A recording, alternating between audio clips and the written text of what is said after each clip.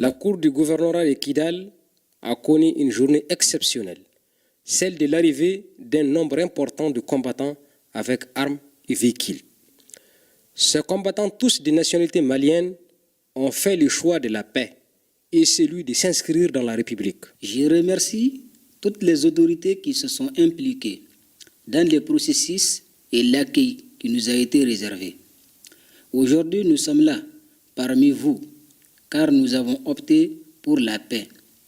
Je suis prêt à servir mon pays, le Mali, et j'invite les autres qui hésitent encore à nous rejoindre. Une dizaine de combattants qui opéraient au compte du FLA, au nord du Mali, précisément à Kidal, ont décidé de déposer les armes. Ils ont été reçus par le gouverneur de Kidal, qui les a encouragés de cet acte qu'ils venaient de poser. Et quand il prenait la parole, le gouverneur de Kidal, il a aussi encouragé tous ceux qui jusqu'à présent n'ont pas déposé les armes de revenir à la raison, de comprendre la nécessité de dialoguer avec le gouvernement et de comprendre que le Mali reste un et indivisible.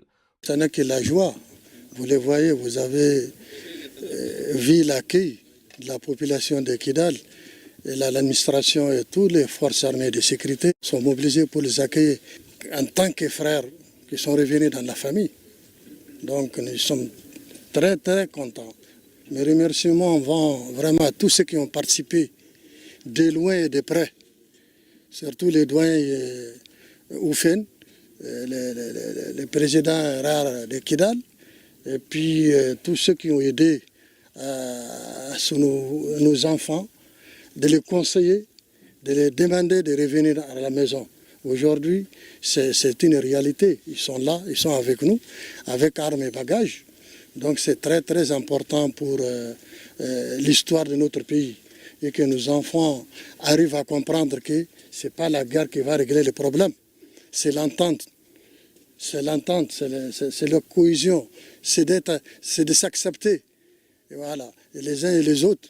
La République du Mali reste toujours prête à accueillir tous ses fils qui font le choix de la paix. L'armée malienne continue de renforcer ses capacités opérationnelles, portée par la vision des autorités de la transition déterminées à bâtir un instrument de souveraineté moderne et capable de faire face aux menaces multiformes de la nébuleuse terroriste et de ses alliés. En novembre dernier, un cortège impressionnant d'engins lourds avait déjà traversé Bamako, suscitant l'admiration d'une population venue contempler ces symboles tangibles de la modernisation militaire. Ces premiers lots marquaient l'arrivée de nouveaux équipements destinés au génie militaire.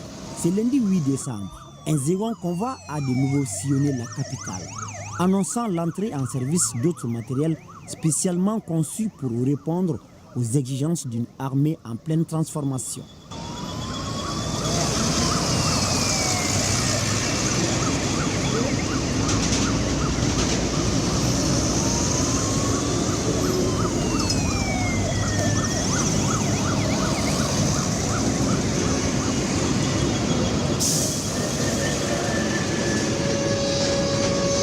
Ces équipements pensés pour soutenir les opérations de combat en facilitant le mouvement des troupes par des travaux de construction comme des démolitions offriront au génie militaire une efficacité accrue.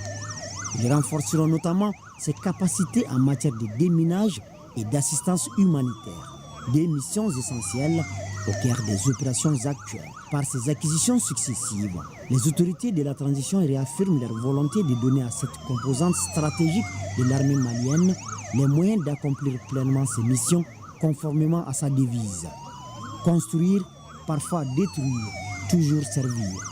Créée le 12 octobre 1964, la compagnie du génie militaire a connu de nombreuses mutations au fil des décennies. Mais c'est aujourd'hui, sous l'impulsion de la transition, qu'elle semble atteindre la pleine mesure de ses capacités, s'imposant comme un pilier indispensable de l'outil de défense nationale.